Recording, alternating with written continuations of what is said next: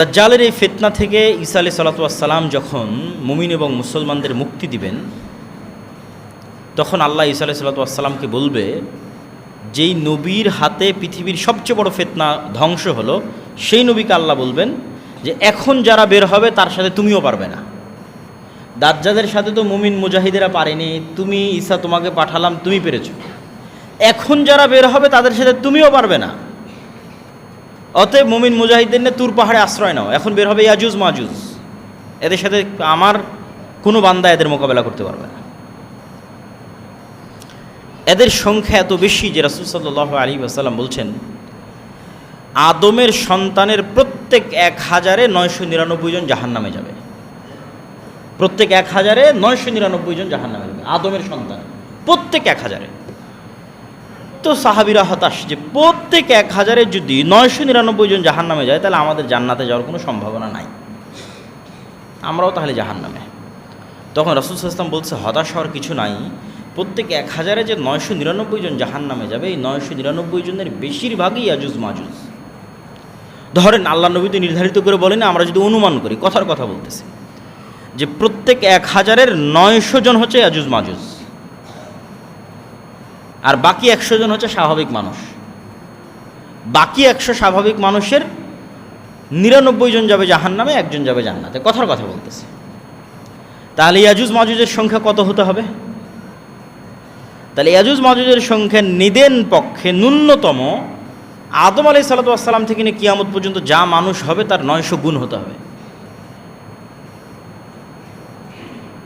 তার কয়েক শত গুণ হতে হবে। এখন তো 600 কোটি, এই 600 কোটির কয়েকশো গুণ বলিনি, আদম থেকে নিয়ে কিয়ামত পর্যন্ত যা মানুষ এসেছে তার কয়েকশো গুণ হতে হবে ইয়াজুজ মাজুজকে। তাহলে এবার হিসাবে মিলবে যে আদম সন্তানের প্রত্যেক 1000-এ 900 জন জাহান্নামে যাবে, তার অধিকাংশ হচ্ছে ইয়াজুজ মাজুজ।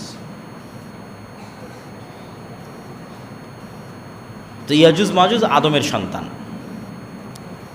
ইয়াজুজ মাজুজ যখন বের হবে, ঈসা আলাইহিস সালাতু ওয়াস সালাম মুমিন মুসলমানদের নিয়ে তুর পাহাড়ে আশ্রয় নেবেন। তো তুর পাহাড়ে যখন আশ্রয় নেবেন, তখন আবার সেম দাজ্জালের মতো বিপদ। খাবার নাই, চাষাবাদ নাই, ফল ফলাদি নাই। ওই বিপদে পড়ে আবার তারা কান্নাকাটি করবে আল্লাহর কাছে, আল্লাহ বিপদ থেকে উদ্ধার করেন। ঈসা আলাইহিস সালামও কান্নাকাটি করবেন।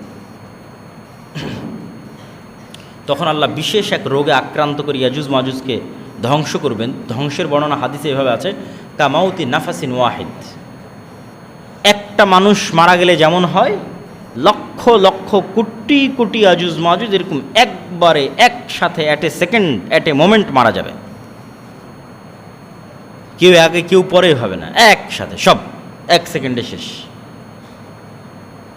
তারপর ঈসা আলাইহিস সালাতু ওয়াস সালাম তুর পাহাড় থেকে নেমে আসতে চাইবেন, দেখবেন চারিদিকে শুধু লাশ আর দুর্গন্ধ। তখন তিনি আবার আল্লাহর কাছে দোয়া করবেন যে আল্লাহ, এই পৃথিবীতে তো বসবাসের উপযোগী 1 ইঞ্চি জায়গাও নাই, খাবো কি, চলবো কি? তখন আল্লাহ বিশেষ এক প্রকার পাখি পাঠাবেন, যেই পাখি এই লাশগুলোকে তুলে নিয়ে গিয়ে এমন জায়গায় ফেলে দিবে যেখানে মানুষ বসবাস করে না, আল্লাহর আদেশ। উত্তর মেরু, দক্ষিণ মেরু, সাইবেরিয়া, বরফ আচ্ছাদিত, যেখানে আল্লাহ চাইবে।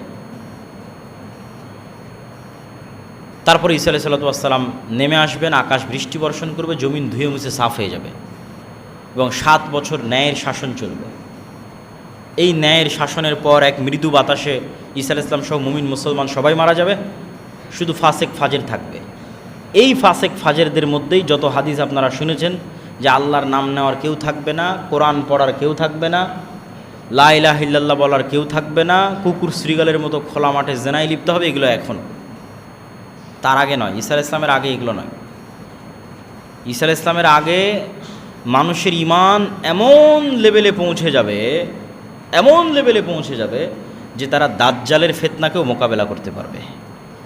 মুসলমানদের ঈমান এত উঁচুতে পৌঁছে যাবে যে দাজ্জাল বের হওয়ার আগে মুসলমানরা সব বিজয় করে নেবে।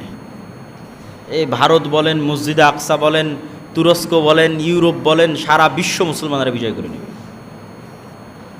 যখন মুসলমানদের বিজয় অভিযান ঠেকাতে পারবে এরকম কোনো শক্তি পৃথিবীতে বাকি নাই, না ইহুদিদের না খ্রিস্টানদের, তখন এবার রাগের মাথায় দাজ্জাল বের হবে।